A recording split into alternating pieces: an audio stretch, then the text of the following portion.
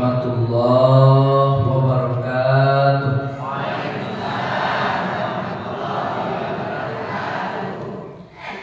Bapak-bapak, ibu, apa kabarnya? Sehat?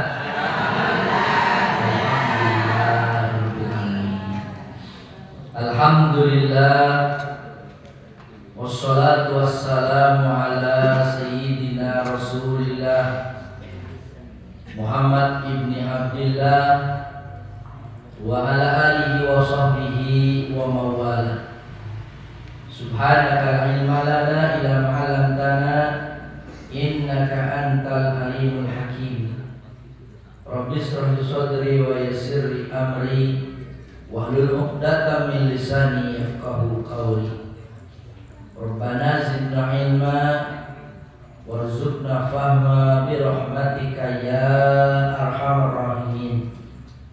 Allahumma alhimna rushdana waftah lana qulubana wahdina ila siratikal mustaqim. Allahumma bika asbahna wa bika amsayna wa bika nahya wa bika namutu wa ilaikan nusur. Bersyukur kehadirat Allah dengan sama-sama mengucapkan alhamdulillahirabbil alamin. Bersalawat kepada Rasulullah. Allahumma shalli ala Muhammadin wa ala alihi wa sahbihi ajma'in. Habibana wa nabiyyana Muhammad sallallahu alaihi wasallam. Hadirin hadirat, bapak-bapak, ibu-ibu, para tokoh masyarakat, alim ulama, para sesepuh, guru-guru kami, adik-adik remaja, para pemuda, semua kita yang hadir di majelis Ahad pagi ini maupun yang mengikuti via live streaming YouTube. Semua kita adalah hamba-hamba yang dimuliakan Allah. Amin ya rabbal alamin.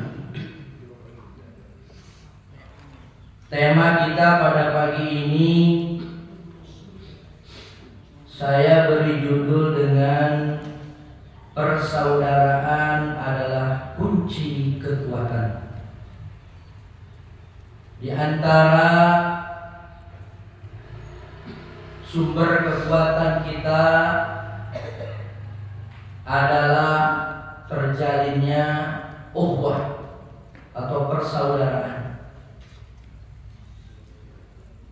Maka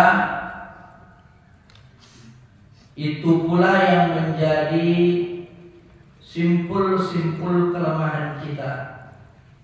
Ketika ikatan persaudaraan lepas, maka itulah menjadi penyebab kita menjadi lemah. Satu hadis dari Nabi Muhammad SAW akan memandu kita terkait dengan betapa pentingnya persaudaraan. Apa saja yang menjadi penyebab persaudaraan itu terjalin? Tentunya apa saja yang membuat persaudaraan itu menjadi hilang. Maka inilah terkait dengan pentingnya persaudaraan sebagai kunci kekuatan. Hadis ini minimalnya ada di dalam Sahih Muslim nomor 2564. Jadi kalau Al-Quran ditanya ini surat apa, ayat berapa. Tapi kalau hadis, pertanyaannya hadis ini terdapat dalam kitab apa. Maka hadis ini kalau dilacak ada di dalam kitab Sahih Muslim. Diriwayatkan dari sahabat Abu Hurairah radhiyallahu anhu. An Abi Hurairah radhiyallahu anhu. Rawi pertamanya rawi sahabat, yaitu bernama Abu Hurairah. kita berkenalan dengan nama-nama sahabat. Sahabat yang paling banyak meriwayatkan hadis itulah beliau, sahabat Abu Hurairah. 5473.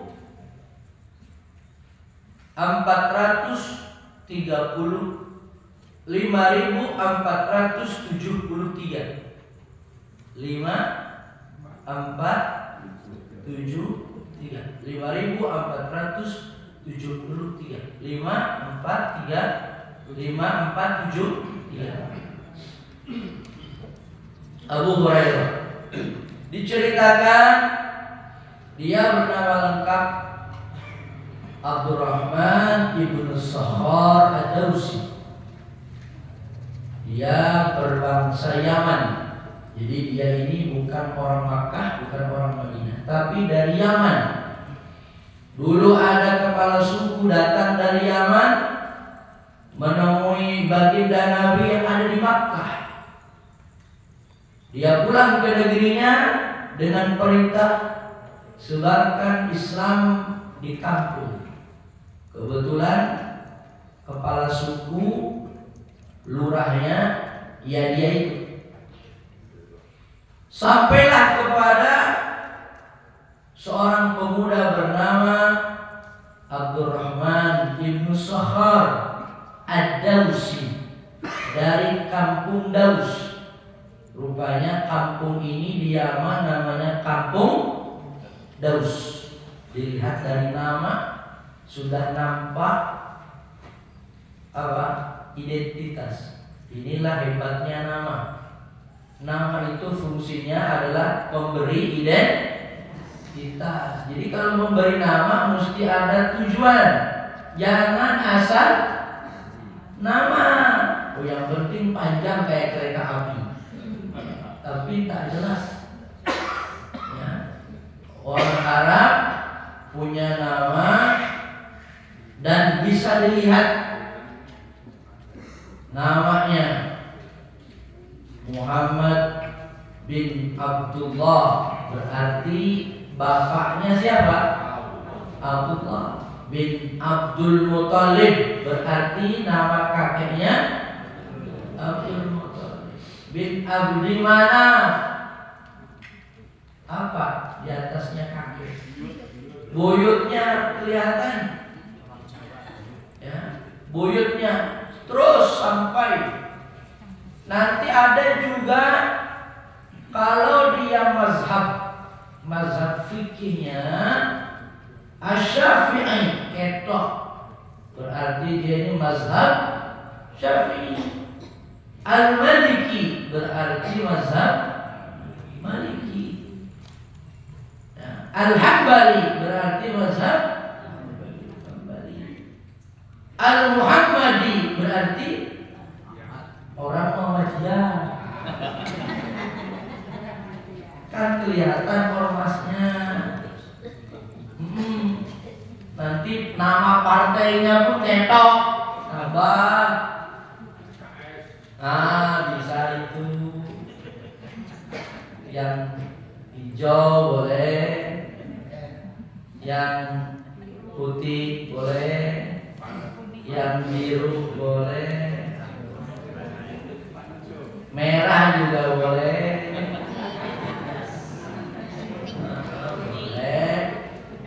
Nah, apa lagi?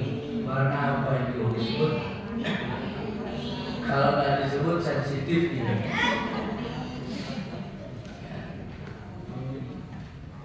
Nanti amin dulu.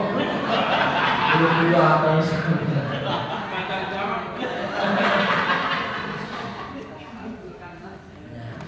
Nanti nama tempatnya pun akan kelihatan. Ya. Seperti tadi Ad-Dawsi, oh dia dari kampungnya itu. Ya, ada seorang sahabat namanya Salman Al-Farisi. Dia dari mana? Persia. Identitas negerinya nampak dari namanya. Salman Al-Farisi. Dikiranya cuma sekedar keren-keren, bukan. Itu identitas kampungnya.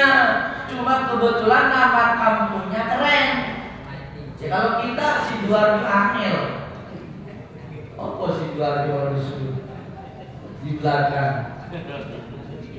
Is Asrageni, Al-Masarani, Masaran masih ketok, masih bisa Masaran. Al-Jawi dari Jawa, ada ulama kita nama belakangnya Al-Jawi, menunjukkan dia beridentitas dari Jawa. Al-Bantani dari Banten, itulah ulama kita yang internasional. Al-Minkabawi dari Minangkabau, ya dari suku Minangkabau. Nah ini ya, Salman Al-Farisi ada sahabat Nabi. Ada Shu'aib Ar-Rumi. Dari mana tuh? Shu'aib Ar-Rumi sahabat Nabi. Dari Romawi, Roma. Itu nama. Inilah nama, ada maksud tujuan di belakang. Gelar pun ditaruhnya untuk menunjukkan identitas, kapasitas. Jadi gelar itu bukan untuk gaya-gaya. Ya, ada pertanggung jawab. LC, apa LC? Hah? LC lucu. LC ya. SAG, sarjana alam goib. Itu menunjukkan kapasitas, menunjukkan identitas. Oh berarti ilmuannya ini nih.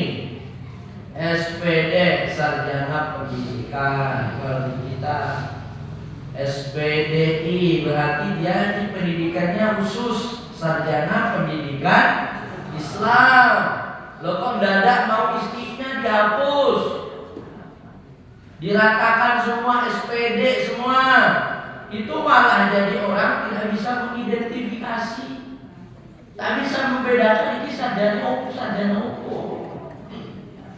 Justru embel-embel itu sebagai identitas, bukan gaya-gaya. Nanti ada ya, depan ada KH Kiai G, ada di depan lagi Profesor, Prof, DR, Doktor, D-nya besar, Doktor S3, DR, D-nya kecil berarti Dokter, tambah DRH, Dokter Hewan. Yang kalau periksa dan nanya dulu langsung suntik. Iyalah, masuk kambing ditanya. Jadi yang paling enak itu jadi dokter hewan. Ini identitas penting. KH, Kiai, Haji. Belum haji berarti kaknya saja Kiai. Syaratnya Kiai itu ya, satu, dia punya pengikut, mungkin dia punya pesantren, dia punya jamaah, tidak harus beristri lebih dari satu. Lima, boleh lima. Kiai ya, itu embel-embel di depan itu identitas, bukan apa-apa. Betapapun hebatnya, nanti di belakangnya ujung-ujungnya juga ALM. Apa? Almarhum. Berarti orangnya sudah di alam barzakh, sudah di alam kubur. Inilah sahabat Nabi bernama Abdurrahman ibn Sakhar Ad-Dawsi, seorang pemuda hidup sebatang kara, meniti karir dengan mengembala kambing. Menggembala kambing dengan sistem musyarakah. dia gembalakan kambing-kambing orang. Nanti kalau sudah gemuk dikembalikan, kalau dijual dapat komisi. Nah, ada 2 orang bermitra. Lama-lama kambingnya menjadi berkembang. Selama angon kambing itulah dia kalau berteduh di bawah pohon ada kucing. Kucingnya mendekat naik di sini. Ya, setiap hari, setiap waktu kucingnya ikut. Orang melihat orang ini kemana-mana bawa kucing, maka disebut Abul Hir, bapak kucing. Abu Hurairah atau Abul Hir, bapaknya kucing. Nama aslinya Abdurrahman, tapi nama panggilannya Abul Hir, Abu Hurairah. Bahkan nama aslinya kalah dengan nama sebutannya. Lebih terkenal nama kucingnya itu daripada nama aslinya. Singkat cerita, lama berbisnis sampai puncak, tapi dia tidak menemukan klimaks. Ternyata ada dahaga terselip.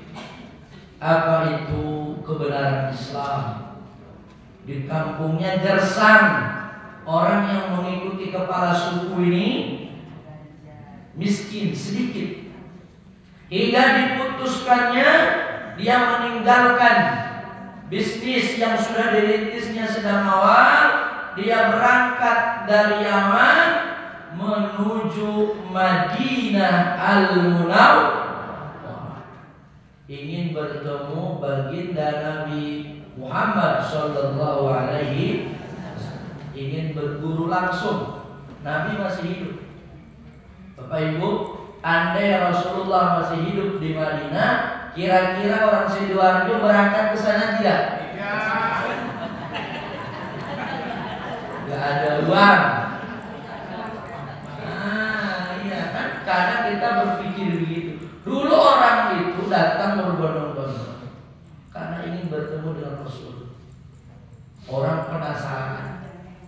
Ya, ternyata orang penasaran baru melihat wajah, sosok pribadi beliau, langsung jatuh cinta.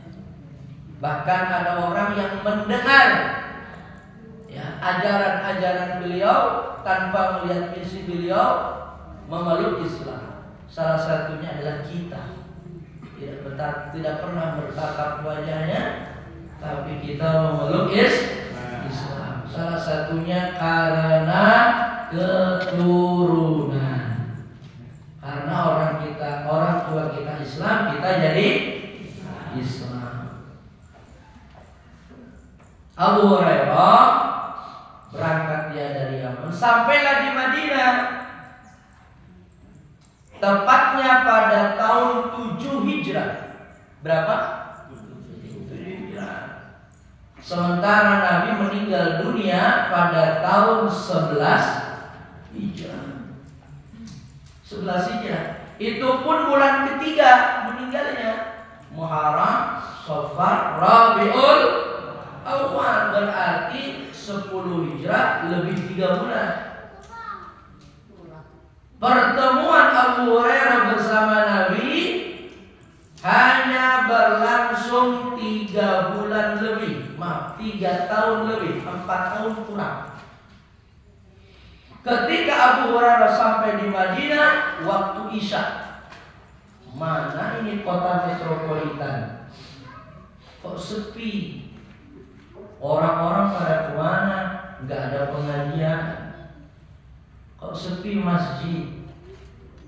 Ya, imamnya sholat Isya bukan baginda Nabi, tapi sahabat lain yang ditugaskan. Rupanya kaum muslimin sedang berada di medan perang, namanya perang Khaybar. Perang apa? Khaybar. Bapak Ibu, perang Khaybar ini adalah perang pamungkas dalam rangka menumpas sisa-sisa kekuatan Yahudi. Saya cerita sedikit Yahudi. Dulu orang-orang Yahudi itu tidak punya tempat. Mereka di Mesir di zaman Nabi Musa jadi budak oleh Fir'aun, bikin bangunan-bangunan besar itu Bani Israel. Ya. Lalu dipimpin oleh Nabi Musa untuk menyeberangi Laut Merah. Menurut sensus waktu itu jumlah mereka sekitar 400.000 orang. Jadi yang menyeberang Laut Merah itu 400.000 orang. Kepalanya di mana, buntutnya di mana, orangnya banyak. Ini jamaah kita berapa orang? Kalau suruh jalan, kira-kira kepalanya di mana, buntutnya di mana? Belum yang encok-encok, belum yang ibu-ibu, bapak-bapak, belum yang ibu hamil. 400.000 orang sementara dikejar-kejar oleh tentara Firaun. Mereka diloloskan oleh Allah, dibantu dengan menyeberang Laut Merah. Mereka ingin masuk di Palestina, negeri yang oleh Allah dipersilahkan. Tapi di Palestina itu dikuasai oleh orang-orang barbar dulu. Jadi Palestina ini bergonta-ganti, ya, yang mendiami sejak dulu Ibrahim alaihissalam. Apa kata Bani Israel ketika Allah memerintahkan kepada Musa, wahai Musa, kami sudah buka Palestina, kalian hendak berjuang bersama Bani Israel, masuk di sana berjuang, berjihad, ya, tempat itu untuk kalian. Ternyata apa? Nabi Musa menyeru kaumnya untuk berjihad agar bisa masuk di Palestina. Dasar orang Yahudi, dia bilang apa? Kamu Musa, pergilah berperang bersama Tuhanmu. Wa nahnu qa'idun, kami duduk-duduk saja. Halo? Itu tipikal orang Yahudi. Belum pernah ada ustadz, ya, dengan jamaahnya, ayo kita berjuang, kata jamaah, mau Pak Ustaz? Ustaz aja berdua orang berangkat, Ustaz aja sendirian berangkat, kata begitu kan? Ayo kita patungan untuk ambulan, mau? Sono aja berangkat sendiri, bayar sendiri. Nggak ada kayaknya di kita model begitu ya. Tapi terjadi kepada Bani Israel. Nah, ini saya buka sedikit tentang yang ada terjadi sekarang. Jadi urusan Yahudi Bani Israel itu yang sekarang mereka menjajah Palestina itu memang sudah lama dia punya sifat begitu. Sifatnya jelek. Makanya oleh Allah kalian itu gak bersyukur. Sudah diberi pemimpin, ya kan? Para nabi dan Rasulullah itu dari kalangan Bani Israel, Pak. Ya, pemimpin diangkat dari darah daging mereka sendiri, Pak. Ya, kalau kita itu kan Bupati Sragen, entah boleh juga orang lain kan? Nggak mesti orang Sragen, boleh dong? Misalnya Bupati Sragen bukan asli orang Sragen, boleh nggak? Misalnya orang Tasikmalaya, misal satu saat nggak bisa bahasa Jawanya, nggak halus, nggak lancar kayak saya. Ridho apa nggak orang Sragen? Fals ridho ya. Tapi orang-orang di Bani Israel nggak ridho, Pak. Mereka pengen pemimpin agama diangkat Nabi dan Rasul dari kaum mereka sendiri, dari darah daging mereka sendiri. Itu pun masih dibantah. Dan sebagiannya mereka bunuh. walakin yaqtuluna anbiya Allah bighairi haqqin, tetapi mereka minta nabi dan rasul dari keturunan mereka, dari bani mereka, dari saudara mereka, darah daging mereka, tapi sebagian mereka malah mereka bunuh. Nabi Zakaria dikejar-kejar, ngumpet di dalam pohon, sembunyi, pohonnya digergaji, meninggal dunia. Itu kurang ajar kan? Maka wajar mereka dikutuk. Wa kunu qiradatan, kasih mereka dikutuk jadi monyet, berputar-putar 40 tahun di gunung Sinai akibat ulah mereka. Itu dari segi sejarah. Maka kembali di Madinah itu sudah ada orang Yahudi. Ketika Nabi Muhammad datang di Madinah, beliau menjadi pemimpin. Menjadi apa? Pemimpin. Di Madinah itu kota transit, banyak pendatangnya daripada warga aslinya. Warga asli Yaman ada di Madinah. Ya. Agamanya pun beda-beda. Ada agama Nasrani, agama Yahudi ada di situ. Islam yang baru datang ada masuk di situ. Ya, maka oleh Nabi diikatlah dengan satu perjanjian yang disebut dengan Piagam Madinah atau Perjanjian Madinah.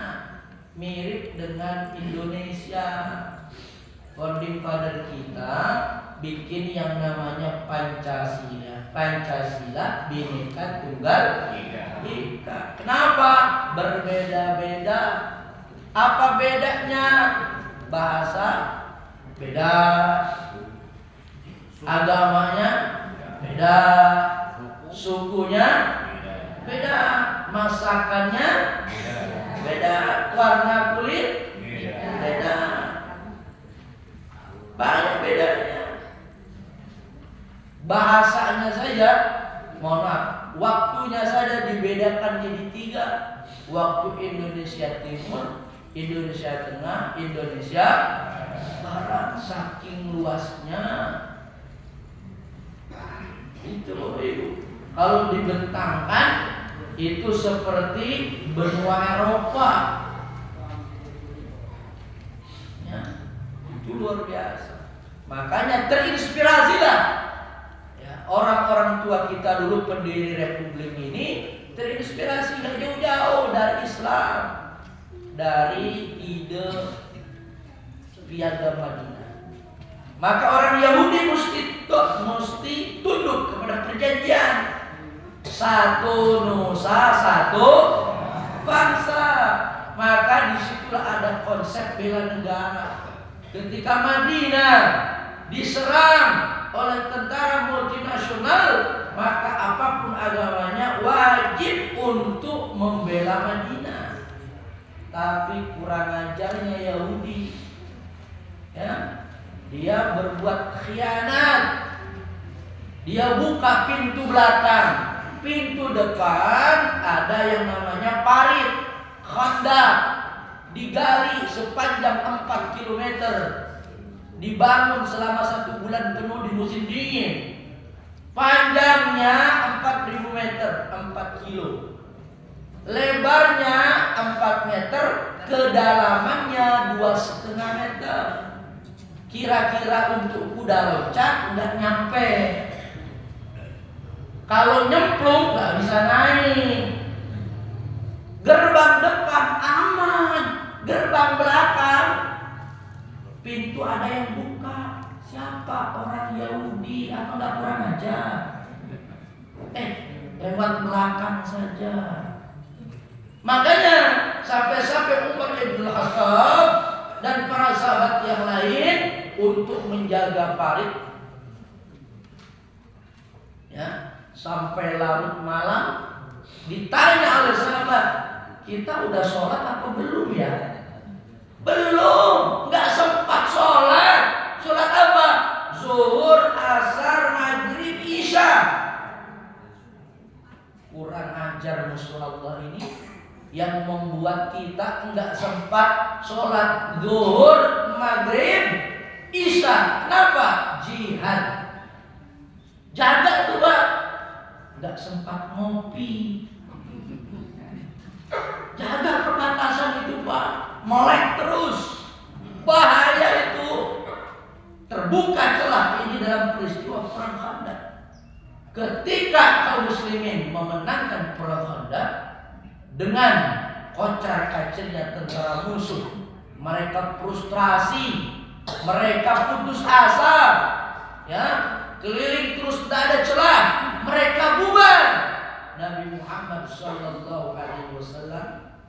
masih pakai helm perang, masih pakai baju besi, di pinggangnya apa? Pedang.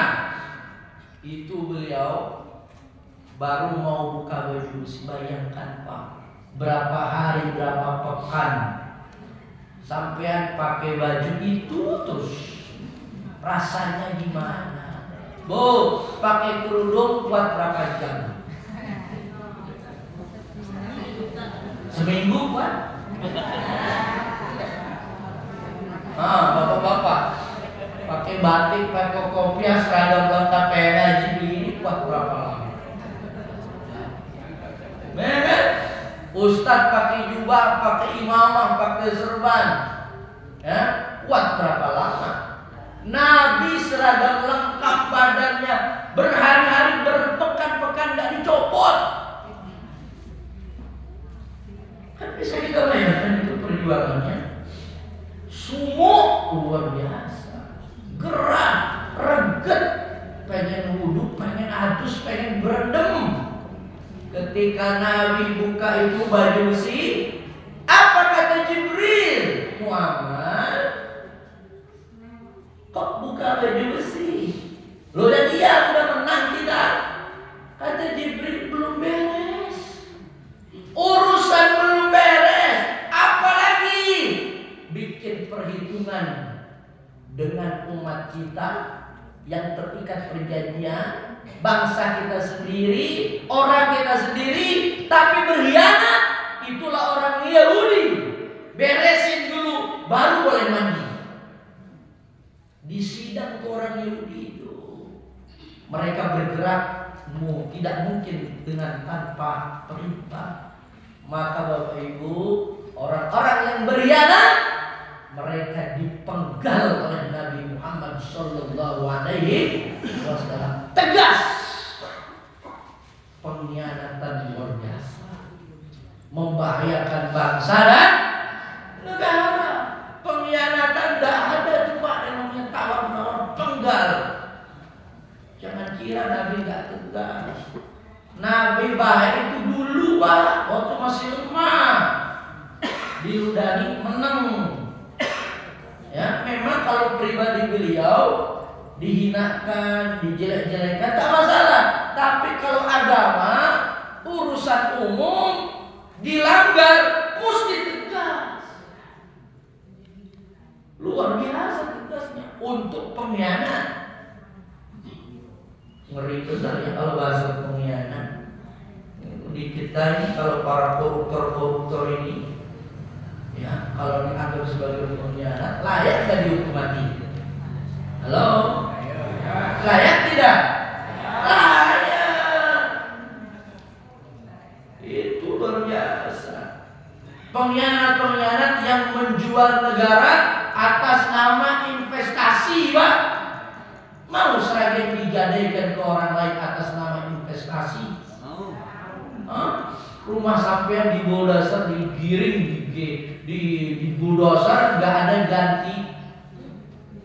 Jangankan ganti untung, ganti rugi nggak ada. Masya Allah, siapa yang berkhianat nih? Pantas kita dijajah 350 tahun. Ternyata kita punya musuh dalam selimut. Apa musuh dalam selimut, Bu? Kentut, bau, kan? Musuh dalam selimut, baunya Masya Allah menyengat. Itulah saudara kita sendiri yang berkhianat, bangsa kita sendiri. Orang Yahudi diusir dari Madinah. Tuh Bapak Ibu, orang Yahudi diusir dari Madinah. Orang-orang Bani Nadir, Yahudi Bani Qainuqa, Yahudi Bani Nadir diusir dari Madinah. Anda semua bikin onar, keluar dari Madinah. Karena telah apa? Membuat onar. Saya mau tanya, andai di negeri kita ini ada orang-orang yang bikin onar, diusir jangan? Usir Pak. Betul tidak? Usir Pak. Besok nih Bu, partai ini yang anggota dewannya atau pejabatnya banyak korupsi, bukan hanya tidak boleh dicoblos, kalau perlu izinnya dicabut. Usir partainya Pak. Pindah kemana? Terserah. Karena itu luar biasa. Dari betul nih saya ini ceramahnya ya. Bapak Ibu yang dirahmati Allah Subhanahu wa taala. Akhirnya apa? Orang-orang Yahudi bikin basis, bikin kampung di mana? Namanya Khaybar. Nyambung kan? Diusir dari Madinah, mereka bikin tempat namanya Khaybar. Di Khaybar itulah mereka bikin benteng, mereka susun kekuatan, mereka bikin pemerintahan, mereka bikin tentara, bahkan pertanian dan perniagaan mereka maju karena tanah Khaybar terkenal subur. Dalam konsep politik global, keberadaan tentara di satu wilayah itu kalau berkeliaran itu mengancam eksistensi negara lain.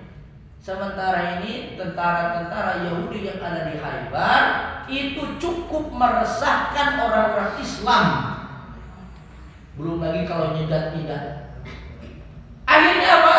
Nabi SAW memutuskan untuk menyelesaikan urusan Yahudi. Yahudi targetnya bersih dari Jazirah Arab. Tuh Bapak Ibu. Jadi oleh Nabi, Jazirah Arab ini akan aman kalau Yahudi tidak ada nongol di situ. Jangan beri kesempatan. Suka bikin nah. Mereka nggak bisa hidup berdampingan dengan yang lain. Maunya sendiri aja. Ya, mohon maaf nih ya. Yahudi itu basisnya adalah darah, keturunan. Ya, Yahudi itu darah Bu, tidak menerima kelompok lain, dia keturunan aja keluarga besarnya. Makanya mohon maaf kalau ada orang-orang yang membela Israel, mohon maaf ya, di televisi itu saya bilang ini orang Yahudi dari mana? Ibunya kok pesek? Ya, ada juga orang Yahudi yang menikah dengan orang Jawa, ya, emaknya Yahudi, lakinya Sragen, nanti anaknya pesek. Anaknya gak diakui orang Yahudi Pak, bukan Yahudi murni, gak diakui Pak, udah campur. Bapak Ibu, ada sejarah mengatakan orang-orang Yahudi itu lebih dulu masuk Nusantara daripada masuk Palestina. Yahudi modern, mereka terlunta-lunta di Eropa, dikejar-kejar Hitler Nazi, mereka baru-baru masuk Palestina, tapi mereka jauh lebih dulu masuk di tanah air, masuk di Nusantara. Maka jangan heran kalau sekarang bermunculan keturunan Yahudi pesek yang ada muncul di TV-TV itu Pak, itu Yahudi pesek. Dan mereka sendiri harus tahu, jangan dibodohi, kasih tahu. Kamu itu ngapain belain penjajah Israel terhadap Palestina? Kamu sendiri gak bakalan diakui oleh mereka. Kenapa? Pesek. Udah campur darahnya. Makanya Yahudi itu agama untuk mereka sendiri. Kapan-kapan saya bahas ini. Artinya Bapak Ibu, perang Khaybar meletus pada tahun 7 Hijrah, dipimpin oleh baginda Nabi Muhammad Sallallahu Alaihi Wasallam, dimenangkan oleh kaum muslimin. Sementara Abu Hurairah berada di Madinah, tak bertemu Nabi dan tak bertemu dengan sahabat. Barulah besoknya subuh tentara Kopassus, tentara elit masuk lebih dulu di gerbang Madinah dengan bawa apa? Drum band. Drum band Pak, luar biasa. Masuk gagah, disitulah pertama kali Rasulullah bertemu dengan Abdurrahman ibn Sakhar ad-Dawsi. Pertama kalinya. Apa dalam riwayat disebutkan? Man anta? Ana Abdurrahman. Siapa ente? Abdurrahman. Min aina? Jitu min ad-Daus. Saya datang dari kampung Daus. Nabi tahu Daus karena dia orang cerdas. Kalaupun dia tidak dapat informasi dari orang, dia dapat informasi dari wahyu. Apa kata beliau? Ma ra'aitu khairan minad Daus. Saya tidak melihat tuh ada orang baik dari kampung Daus. Ya. Kenapa? Nabi tahu. Dapat laporan kepala suku yang dulu menyebarkan Islam, mungkin kirim WhatsApp. Kering di sini. Ya, kering, ya. PCM sepi. Opo maneh rati. Kata Nabi, apa ada orang baik di Daus? Abu ini buktinya saya jauh-jauh merantau. Ya, itulah pertemuan dan perkenalan. Disebutkan dalam riwayat orangnya agak pendek, gemukan, itu Abu Hurairah. Rambutnya keribo, ikal tuh. Ya, rambutnya kalau kopiahnya dicopot, bulat.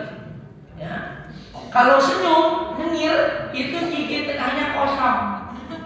Ini jarang, bukan karena ompong, jarang. Kan ada tuh yang giginya jarang. Itu Abu Hurairah. Fisiknya begitu bulat pendek, kulitnya sawo, mata busuk mata, kayak kita inilah. Itu Abu Hurairah. Bapak Ibu yang dirahmati Allah Subhanahu wa taala, selama 4 tahun kurang beliau bermulazamah dengan Nabi. Apa? Ilmu. Dia tak ambil, dia tak hilangkan kesempatan untuk bermulazamah. Maka kesempatan intensitas yang tinggi inilah yang menghantarkan kepada beliau sahabat Nabi yang paling intens, yang paling banyak menerima hadis. 5.473 hadis. Satu di antara hadis itu adalah yang kita bahas. Kita selesai jam 8. Lebih dikit. Bapak Ibu, hadis ini diriwayatkan dari siapa? Abu Hurairah. Hadisnya berapa? Lali. 5, 4, 7, 3. Saya ulang-ulang terus kok. Oh, saya cerita Abu Hurairah. Ya memang saya ulang-ulang biar lengket orangnya ini Abu Hurairah. Qala Rasulullah, dia melaporkan Rasulullah Shallallahu Alaihi Wasallam bersabda. Ini poinnya. La tahasadu, janganlah kalian berbuat hasad. Tahasad ini adalah 2 orang atau lebih saling berbuat hasad. Hasad dalam bahasa kita artinya dengki. Hasad ini adalah penyakit hati. Bapak Ibu, penyakit hati. Hasad ini artinya apa Ustaz? Hasad ini adalah orang tidak suka orang lain mendapatkan nikmat. Orang tidak suka melihat orang lain dapat nikmat. SMS senang melihat orang susah. Susah melihat orang senang. Itu namanya hasad. Tidak suka melihat orang lain dapat nikmat dan segera nikmat itu hilang dari dia. Mobilnya apik, mudah-mudahan gembos, mudah-mudahan nubruk seorang-orangnya. Itu hasad. tidak suka melihat orang lain mendapat nikmat. Kalau bisa nikmatnya hilang, kalau bisa nikmatnya pindah ke aku. Itu level berikutnya. Bapak Ibu yang dirahmati Allah SWT, kata para ahli psikologi, kita semua bernama manusia punya potensi dihinggapi hasad. Bu, kita ini punya potensi dihinggapi hasad. Tinggal bagaimana kita mengelolanya. Hasad itu awalnya dalam hati. Kalau cuma dipendam, tidak masalah. Jangan sampai keluar, diam dalam hati. Ya Allah. Kata para ulama, ada orang yang sadar kalau dirinya hasad. Ya, dia tak mampu untuk menahan, tiba-tiba hasad itu menyelinap dalam hatinya. Sementara dia tidak suka dengan hasad itu.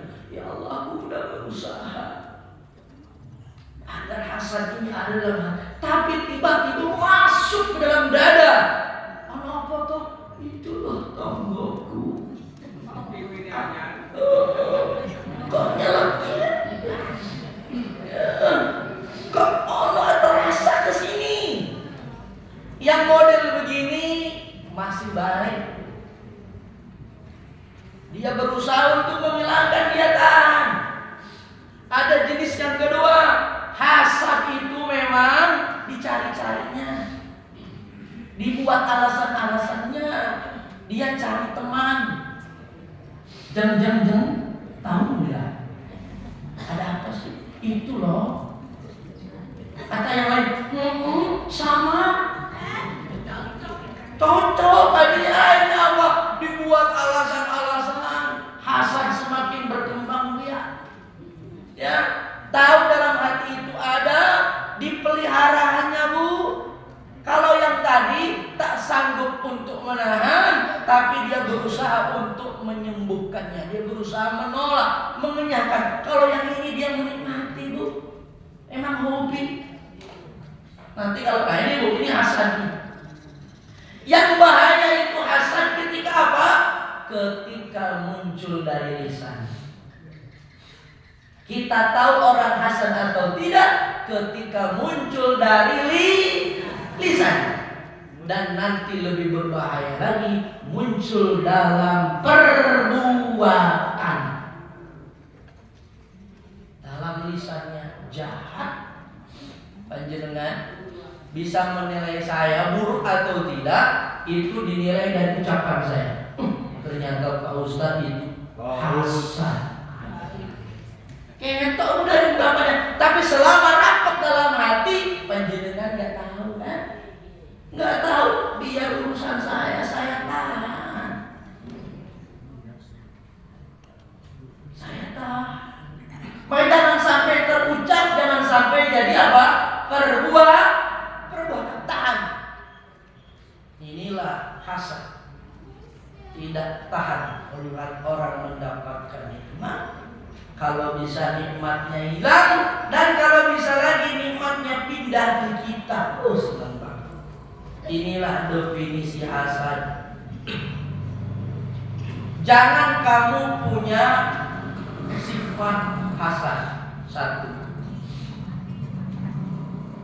Yang kedua, wala tanajasu. Janganlah kamu menyakiti dalam hal jual beli. Tanajus itu dalam hal urusan jual beli. Kalau itu nipu, saling nipu. Kalau itu nilep, saling nilep. Kalau itu ngurangi timbangan, curanglah dia. Dibilangnya sekilo, ternyata kurang seon. Jauh amat. Saling begitu, saling. Oh, dia aja curang, aku curang mana? Aku gak mau rugi kok, luar biasa.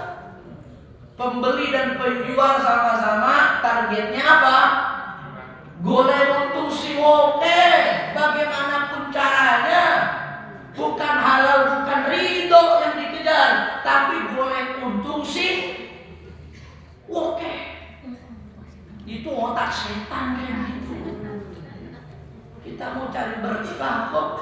cari halalnya, cari ridhonya. Transaksi itu kan begitu. Bukan cari untung sebanyak banyaknya. Sehingga apa? Sehingga menghalalkan segala cara. Wala tanajasu, kata para ulama, makna tanajus ini adalah saling curang mencurang, saling mengkhianati, saling menyakiti dalam urusan jual beli. Yang jual pengennya dapat uang banyak, yang beli maunya dapat takaran banyak, maunya diskon aja. Diskon aja. Masya Allah. Bapak Ibu, dulu Nabi SAW pergi ke pasar, ada orang jual. Mungkin kalau sekarang orang jual duku, dulu kurma. Penjual ini apik, pinter lu, ditatanya duku yang mengkilat yang besar-besar. Paling atas paling bawah. Duku spesial, duku Palembang. Saya orang Palembang ngerti itu. Duku Palembang asli dari Palembang besar-besar. Ya, duku sebesar telur gitu kan. Ya Pak, 1 kilo. Diambilnya dari dalam. Diambilnya kreseknya hitam. Gak kepot, cepet langsung slep ya bagus, ditarik quick langsung 15.000. Sengaja ngikatnya 3 kali, biar gak bisa dibukanya di rumah. Ya Allah, 1 kilo, setengahnya cilik, setengahnya busuk. Nabi masukkan tuh, ngetes tuh Nabi. Bagaimana kondisi umat? Dimasukkan tangannya masuk, slep. Terus diangkat, kok basah? Katanya kurma kering lebih mahal daripada kurma basah. Apa kata beliau? Man ghassana falaysa minna. Siapa yang berbuat tipu-tipu model begini, bukan tipunya orang Islam, bukan kelompok kami, bukan umat kami. Tegas Nabi. Kalau ada orang jualan model begini, ada warung model begini, izin jual belinya cabut. Iya, biar kapok. Iya, sama juga kalau ada orang pembeli model begini, ya kan yang jual tuh, yang model belinya semena-mena, nanti kompak semua pedagang, gak usah beli dari dia, gak usah dilayani, tahu rasa. Nawar enggak kira-kira. Ya gitu, maunya untung banyak. Kata Nabi, jangan saling menyakiti dalam hal transaksi, utamanya jual beli. 2. 3, wala tabaghadu, janganlah saling membenci.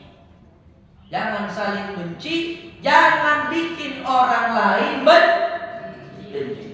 Memang kita mah nggak benci, Ustaz. Dia itu loh yang bikin gara-gara itu.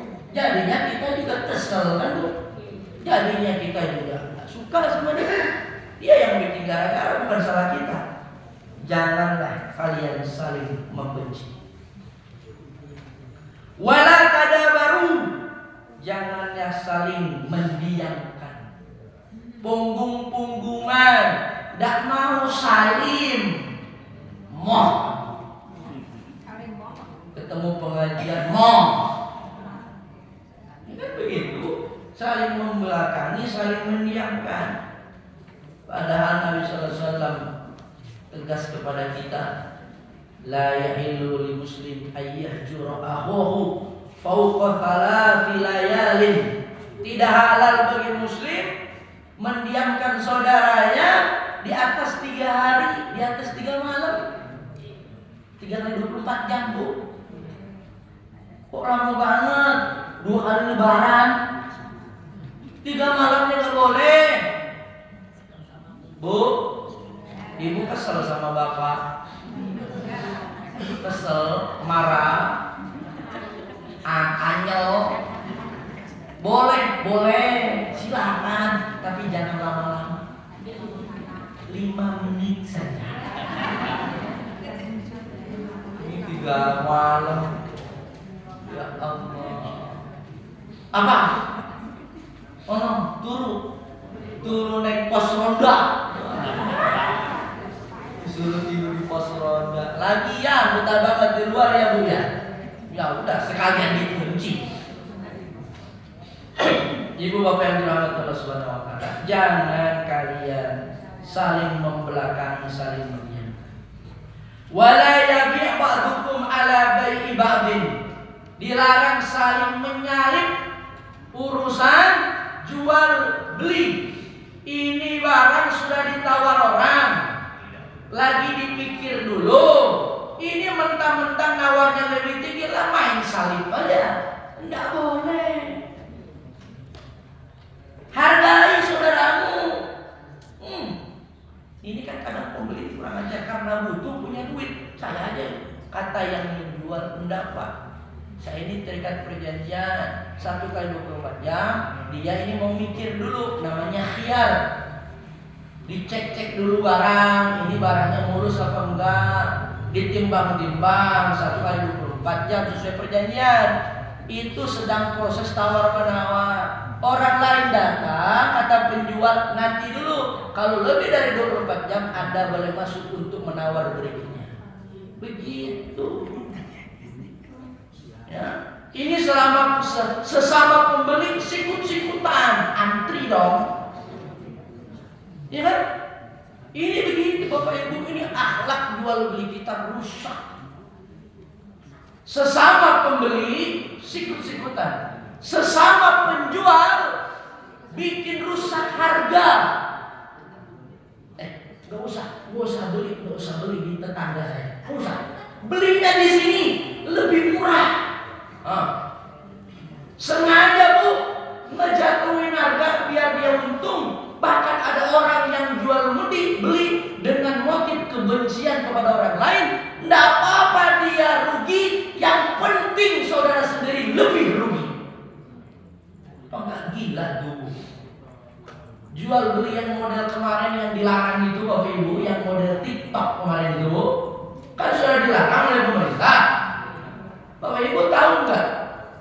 Itu ada bandar-bandarnya sengaja Bapak Ibu dalam rangka apa? Menjatuhkan harga. Ya, kasihan itu Bu. Orang beli langsung dari pusatnya, sementara yang di bawah model distributor, agen, reseller sampai ke bawah nggak kebagian. Kan begitu Bu. Minyak aja kan ada tangki utama, ada SPBU, ada agen nanti, ada yang eceran, betul Bu? Di bawah Pertamina ada Pertamini, di bawah Pertamini ada eceran. Yang di warung-warung itu, ini kalau orang tiba-tiba langsung slap ke atas, lu kasihan Pertamini sama eceran. Dan itu sengaja Bu.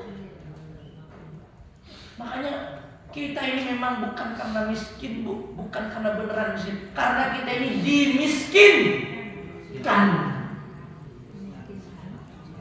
Katanya Lombok larang, betul? Betul Lombok larang. Saya tanya, petani Lombok apa kaya? Kan kagak. Harusnya logikanya ketika Lombok mahal, berarti yang tandur Lombok jadi saudara, artinya dijual orang kaya. Tapi ini kan mahalnya sebelah mana? Iya, beras mahal, tapi petani beras, oh ini malah impor, ini kan? Masya Allah. Ini Bapak Ibu, ini dalam urusan jual beli, baik penjual dan pembeli itu nggak boleh saling nikung, harus berakhlak. Nih, yang pemuda nih, kalau mau melamar ditengok dulu, matur dulu sama walinya, bu, ini nengnya nih udah ada yang ngelamar. Oh, ini ada proposal 2. Sampean yang ketiga nanti dulu ya. Yang pertama istikharah seminggu, nanti diputuskan. nanti proposal kedua minggu berikutnya, barulah nanti sampai yang ketiga. Jangan main salib aja, maksud gitu kan, bawa mobil ambulan. Padahal itu punya PCM, baru tapi ngelamar, hebat. Kata calon mertua tuh, dok, tengok kaya punya ambulan. Itu yang juga orangnya juga yang dilamar juga nggak ngerti akhlak juga, mestinya kan teguh. Cuma ambulan, sabar dulu, ini antrian 3, kita cek dulu bisa imam apa enggak, ya gitu Bu. Begitu, sabar dulu. Masalah penghasilan penting, ya nggak penting-penting amat kadang, tapi dia nomor 1. Nggak penting tapi nomor 1. Ibu yang dirahmati Allah Subhanahu Wa Taala. Ini ya. Kemudian Bapak Ibu tadi udah berapa tuh? Jangan hasad, jangan menyakiti dalam jual beli, jangan saling benci, jangan saling mendiamkan, saling membelakangi, jangan nilap dalam urusan jual beli. Udah 5. Wa kunu ibadallahi ikhwana. Jadilah kamu hamba Allah yang bersaudara. Abdullah hamba Allah. Ibadallah jamak, hamba-hamba Allah. Bapak Ibu, kalau apa makna hadis ini? Nabi sengaja mengatakan persaudaraan akan tercipta kalau penyakit-penyakit tadi hilang. Selama penyakit tadi masih bercokol, jangan mimpi kita bersaudara. Betul? Kalau orang per orang punya penyakit begini, bayangkan kalau setiap keluarga, antar keluarga punya penyakit model begini. Dalam dunia bisnis punya penyakit model begini. Ormas punya penyakit model begini. Pemimpin-pemimpin ormas dihinggapi penyakit hasad. Para pemimpin-pemimpin partai politik. Nah, 2024 kan, maka panjenengan tengok di televisi, isinya baku hantam. Betul? Besok nih yang 3 nih Bapak Ibu, siapapun yang jadi, siap-siap baku hantam di DPR.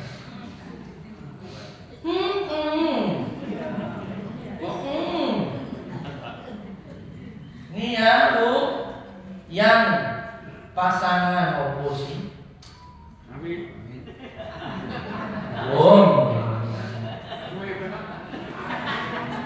Analisa politik nih Bapak Ibu ya. Besok nih katanya nih Prabowo Gibran, ya. Itu tuh partai-partai pendukungnya oke. Andai menang, besok jadi presiden, andai itu kursi DPR berapa? Semua kebijakan akan dikritisi, ya, bahkan mungkin kebijakan diboikot. Presiden oke, tapi DPR enggak jalan.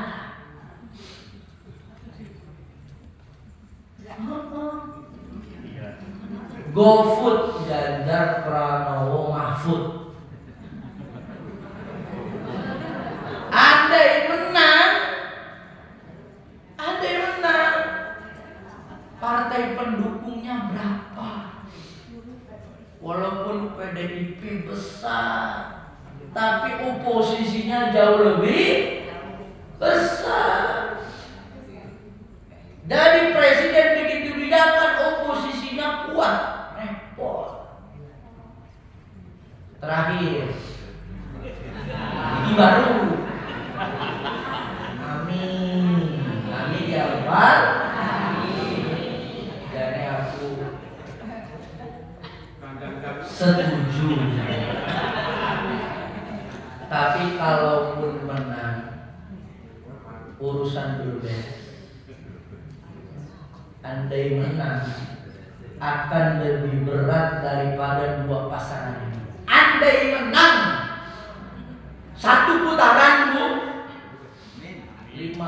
50% plus 1. Ada yang menang, Bu. Perjuangan belum beres. 5 tahun panjang. Hah? Kursi DPR mengkhawatirkan. Pinter-pinter amin lobby politik kalau perlu apa? Oposisi disisakan Siti aja untuk mengkritisi, untuk penyeimbang, check and balance pemerintah. Jangan kayak yang kemarin, pangapunten Pak Jokowi blunder, nggak ada oposisinya sama sekali. Iya kan? BBM naik lancar tengah malam, berbolak-balik lagi kan hari mengkritisi. Apa-apa ribut lancar. Akhirnya apa? Hukum fisika berlaku, nggak ada halangan, rintangan. Akhirnya apa? Kepleset dewe saiki.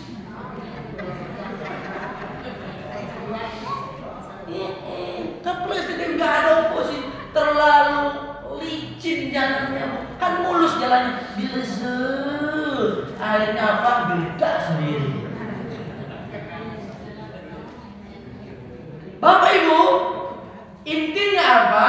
Siapapun besok presidennya, perjuangan bangsa Indonesia berat. Maka oleh sebab itu betul-betul butuh kesungguhan.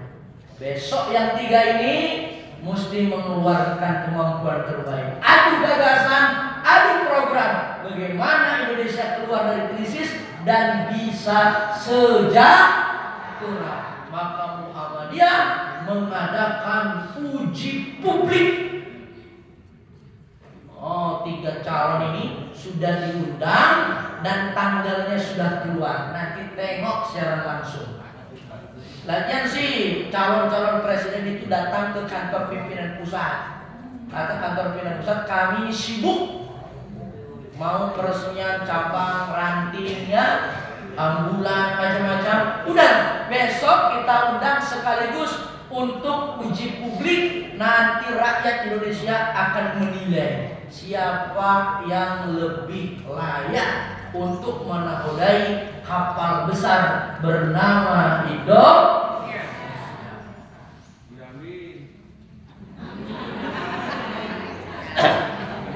Ini saya ngomong di depan ini adil enggak? Adil toh, 3-3-nya disebut toh.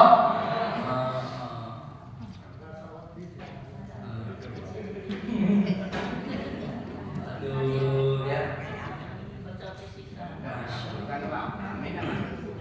Bapak Ibu yang dirahmati Allah Subhanahu wa taala. Oleh sebab itu penyakit-penyakit ini dihilangkan ya. Ya ini. Kemudian al-muslimu akhul muslim. Muslim itu saudara dengan muslim lain.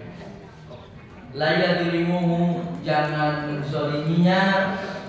Wala yahduru, jangan merendahkan menelantarkannya. Wala yakdzibuhu, jangan membohonginya. Kok saudaranya sendiri ditipu. Wala yahkiruhu, jangan menghinakannya. At-taqwa hauna, kata Nabi. Takwa itu di sini. Dia menunjukkan kepada dada, wa yashiru ila sadri thalatha marratin. Dia menunjuk kepada dadanya 3 kali. Takwa itu di sini, dalam hati. Artinya apa? Ketakwaan kita itu adanya di dalam hati ini. Penyakit-penyakit itu jangan ada di dalam hati. Bukan kaya enggaknya, bukan ganteng enggaknya, bukan status sosialnya. Takwa itu tergantung dengan hatinya. Sementara hati akan memancarkan berupa amal-amal. Maka amal yang baik itulah pancaran dari hati yang. Sementara sifat amal yang buruk itu cerminan hati yang buruk. Kullu muslim alal muslim haram. Muslim kepada muslim yang lain pada hakikatnya haram. Haram untuk apa? Menumpahkan darahnya, tidak boleh. Melukai, tidak boleh. Sampai menetes darah, haram hukumnya. Saya prihatin sekarang ini banyak di televisi, di media sosial orang saling melukai, ya, adu jotos untuk bikin konten, ya, untuk cari uang. Itu dalam Islam tidak boleh. Memutus perkara, hakim ragu-ragu, menyebabkan orang di penjara puluhan tahun, menyebabkan salah vonis, itu nggak boleh. Ya, kenapa? Karena darahnya haram, nggak boleh. Wa maluhu, hartanya haram, kita colek, kita tilap, kita ambil, nggak boleh. Wa irduhu, kehormatannya tidak boleh kita ganggu, nggak boleh. Ya, asal tuduh nggak boleh. Bukti, ya, kalau tidak bisa menghadirkan bukti, berarti tuduhan balik ke dia, hukuman bagi yang menuduh, nggak boleh. Inilah Bapak Ibu yang dirahmati Allah Subhanahu wa taala, inti daripada hadis ini. Nabi Muhammad sallallahu alaihi wasallam memberikan panduan, wahai umat Islam, ada syarat-syarat yang apabila syarat itu terpenuhi maka persaudaraan akan tercapai. Tapi syarat itu dilanggar, maka persaudaraan masih jauh dari kita. Bapak Ibu, kaidah dalam hal persaudaraan itu adalah al-ukhwatu mabniyatun 'alal mutallaba la 'alal iddia, la 'alal id'a. Persaudaraan itu dibangun atas apa yang orang lain suka, bukan atas tuntutan hak kita. Bapak Ibu, persaudaraan itu, ini rumus, kita melihat orang lain, bukan melihat diri kita. Mohon maaf, saya ambil contoh, merokok. Merokok itu antara kebebasan orang yang merokok dengan, ya, hak orang lain. Ya. Hak orang yang merokok juga ada hak orang lain. Kata ibu-ibu, tolong Pak, jangan merokok di sini. Kata bapak yang merokok, ini rokok saya. Yang beli uang halal saya. Mulut saya. Asep saya, kan begitu. Ibu-ibu juga nggak mau kalah. Iya, ini hidung saya, paru-paru saya ingin menghirup udara segar. Apa urusannya asap sampean nyampe di hidung saya? Ayo, sekarang mana yang menjadi pegangan?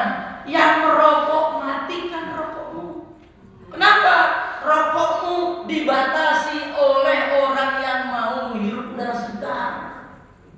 Kalau mau merokok di kamar sendiri, dikunci, isap sendiri. Itu baru hak. Kan begitu. Ada yang saya balik nih, perempuan, ya, naik motor nggak pakai baju, nggak pakai celana. Ya, maksudnya you can see lempong, kamu lihat, dapat lihat keleket lempong, celana, masya Allah, ya. Di lampu merah di stop sama Pak polisi, berhenti Mbak, Anda telah melanggar pasal aurat, tolong Pak minggir sebentar. Apa kata Mbak Bayar? Apa maksud Pak polisi? Nah, ini badan saya, anugerah dari Allah Subhanahu wa Ta'ala.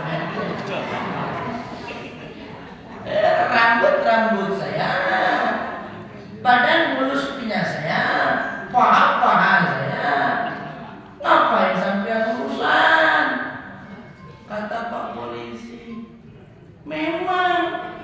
tidak mata saya, hati saya, tapi kan gak kuat lihat sampean. Siapa suruh lalu-lalang di sini? Kalau mau telanjang di kamar mandi. Kalau pengen tengok depan cermin sendiri, gak usah di tempat umum. Itulah kaidah persaudaraan. Maka yang mesti ditengok adalah apakah orang lain terganggu oleh kita atau tidak. Kalau itu terganggu, jangan kita lakukan, karena itu akan membuat persaudaraan menjadi retak. Bapak Ibu yang dirahmati Allah Subhanahu wa taala, waktu menunjukkan jam 8:18. Terakhir, saya mengingatkan, mari kita bersama-sama mendukung apa yang terjadi dengan saudara-saudara kita di Palestina. Urusan Palestina ini adalah urusan kita semua, ya, bukan hanya urusan bangsa Palestina.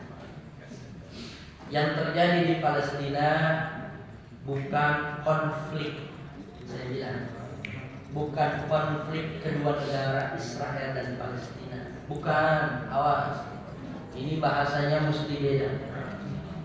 Kalau konflik itu dua orang berantem mesti dipisah. Itu namanya konflik, orang ribut dua-duanya mesti dipisah. Ini bukan begitu. Ada orang datang, pengungsi, lama-lama jadi besar, menguasai negara, tuan rumahnya diusir. Mereka mengibarkan bendera sendiri, akhirnya apa, orang lain lama-lama diusir, dibunuhi, rumahnya dirusak. Itulah yang terjadi. Artinya apa? Yang terjadi di Palestina adalah penjajahan terhadap satu bangsa. Zaman saiki masih ada penjajahan. Bayangkan Bapak Ibu, ya, yang namanya ormas bernama Hamas punya kokam. Halo, Hamas punya itu kokam kan? Hamas itu kokam Bapak Ibu, partai atau ormas para pemuda, mereka berjuang melawan penjajah. Dia berjuang sendirian. Melawan siapa? Melawan Israel dan para pendukung-pendukungnya. Amerika, Inggris, negara-negara Eropa. Sementara Hamas tidak ada yang bantu. Yang bantu, nggak ada yang bantu, sendirian. Negara-negara Arab tetangganya nggak bantu, nggak bantu. Yang dikirim malah beras. Yang dikirim apa? Mie rebus, Indomie. Kata orang Hamas, kami mah kagak butuh makanan. Kami mah butuh doa, butuh duit, butuh senjata. Ada maling masuk rumah saya, mau saya usir, saya perangi. Itu kan prinsipnya, Bu. Ini mohon maaf, Saudi Arabia malah kirim kain kafan. Oh, ini iya. Saudara kita sedang dibubar ini malah bikin pesta. Di saat yang sama ada orang yang jelek-jelek Hamas. Doa enggak, dukung enggak, nyumbang kagak, malah nuduh. Hati-hati, nanti donasi enggak tepat sasaran. Hamas itu teroris. Dia telah menggebom Israel. Dia adalah apa? Politik katanya.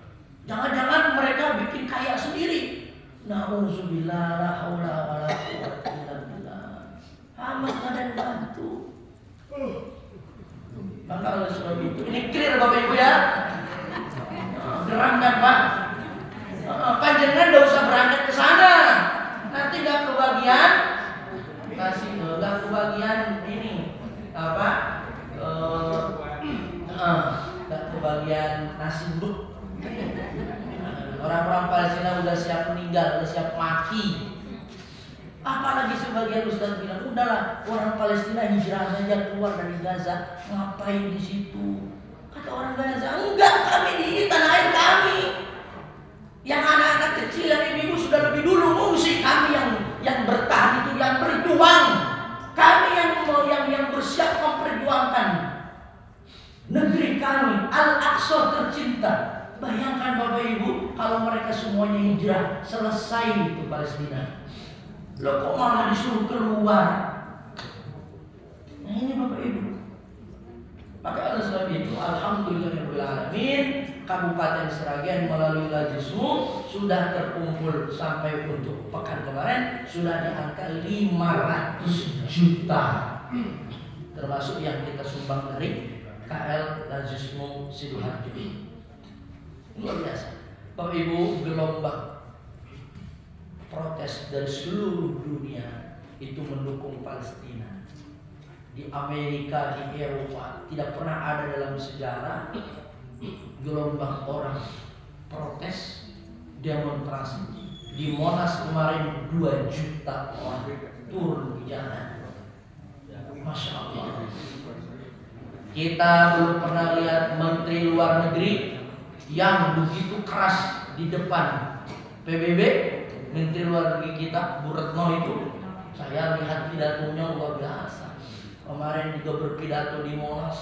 Alhamdulillah senang lihat Bu Menteri pakai kerudungnya kecil itu. Dia dukung pejuang Palestina. Untuk mendukung Palestina bahkan tidak mesti harus jadi orang Islam, orang yang punya hati nurani mesti kasihan dengan Palestina. Ya, bahkan orang Yahudi pun sendiri, kata orang Yahudi, kami orang Yahudi baik. Yahudi, yang Yahudi jahat itu Zionis. Mereka yang punya cita-cita bikin Israel raya, kami mah orang baik. Kata Allah, orang Yahudi baik model gini nanti yang akan masuk surga. Ada juga orang Yahudi dan Nasrani yang baik masuk surga. Model begini Bu, yang demo juga. Ya, tapi yang jahat itu orang Zionis. Maka kita mesti paham tentang konsep politik global. Ustaz jangan on. Betul ya? Oh, nggak ngerti politik global kok. Yang kedua, terkait dengan program-program kita di PCM Sidoarjo. Saya mengulang menekankan, saya mendapatkan pesan KL Lajismu itu harus kuat. Ya, panjenengan jangan lupa proyek-proyek keumatan itu adanya di Lajismu. Ya, itu kita gulirkan dana. Ya, dana yang berasal dari kita itu manfaatnya luar biasa. Ya, program zakat. Zakat semua kita punya penghasilan, bayar zakatnya di Lajismu. Jangan bayar zakat tahunan, tapi zakatnya bulanan. Kalau yang PNS bayar zakatnya bulanan. Kalau numpuk akhir tahun antek. Memang yang punya gaji 4 juta 2,5%. Kalau diakumulasi itu jadi 51 juta, setara 85 gram emas. Bayar. Mas, dicatat namanya di lingkungan PCM yang PNS berapa orang? Dicatat. Ya, yang punya usaha, punya gaji, punya profesi dicatat, didatangi. Yang kedua, zakat pertanian. Zakat pertanian kita luar biasa.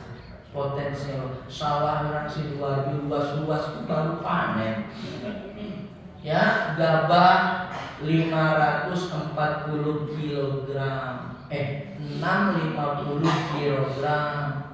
Kalau airnya hujan 10%. Kemarin gak ada hujan perusahaan.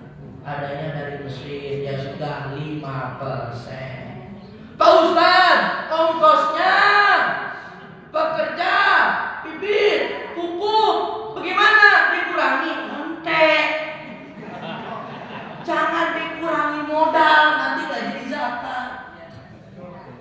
Itu yang tadi kan gabah Bu, masih ada yang nawar, Ustaz yang ditimbang, yang dikilo, jangan gabah, beras. Yuk makin enteng. Gabahnya tidak perlu dipotong operasional. Tadi sudah cukup dipotong 10 atau 5% tadi. Ya, begitu Bu. Yang punya tani tebu, yang punya tani perkebunan, terutama yang sawah, tidak perlu dipotong operasional. Niatkan kita berlatih. Ustaz saya belum nyampe nisom, berarti sampai berlatih kaya. Guru-guru kita yang di Aum, walaupun gajinya belum sampai nisom, tapi mereka tetap membayar atas nama zakat. Jangan dipaksa, buatan Ustaz kalau latihan tidak apa-apa. Dipotong otomatis dengan apa? Dengan keridoan. Ini bagus. Kemudian yang ketiga, program kenceleng. Ini mohon dijalankan Mas apa itu? Mas Doni. Sekarang kepala KL-nya baru Kak Puji selalu Yati. Toko nasional Bu. Di sini ada berapa orang nanti kenceleng. Bulan depan kencelengnya di bawah. Ya, Bu, diisi Bu.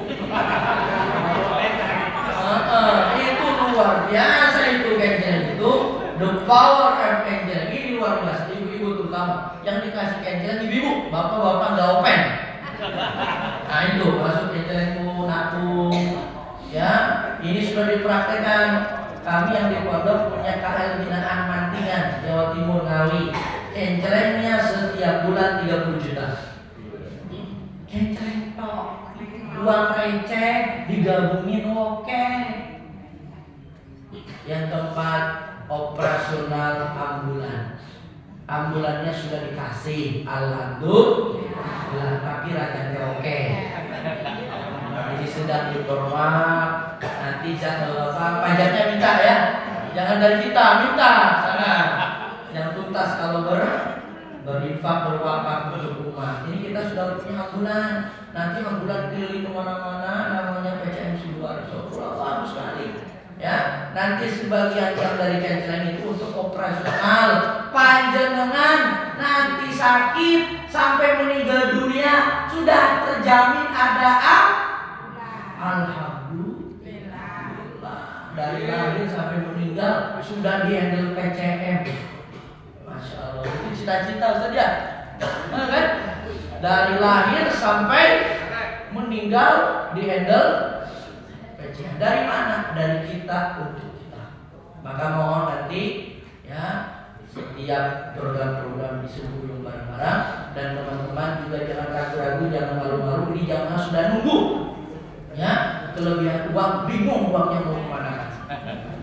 Baik, kita berdoa kepada Allah Subhanahu wa taala. Allahumma shalli ala Muhammadin wa ala alihi wa sahbihi ajma'in. Allahumma inna nas'aluka ilman nafi'an wa 'amalan mutaqabbalan wa rizqan halalan thayyiban. Allahumma shalli ikhwanana al-muslimin fi Palestin, fi Gaza. Allahumma shalli ikhwanana al-muslimin fi kulli makan wa fi kulli zaman. Allahumma harrir al-masjid al-aqsa min yadi al-yahud wa an-nasara. Rabbana hab lana min azwajina wa dhurriyyatina qurrata a'yun waj'alna lil muttaqina imama. Rabbana atina fid dunya hasanah wa fil akhirati hasanah wa qina adzabannar. Subhanakallahumma rabbika rabbil izzati amma yasifun wa salamun alal mursalin walhamdulillahi rabbil alamin. Assalamualaikum warahmatullahi wabarakatuh.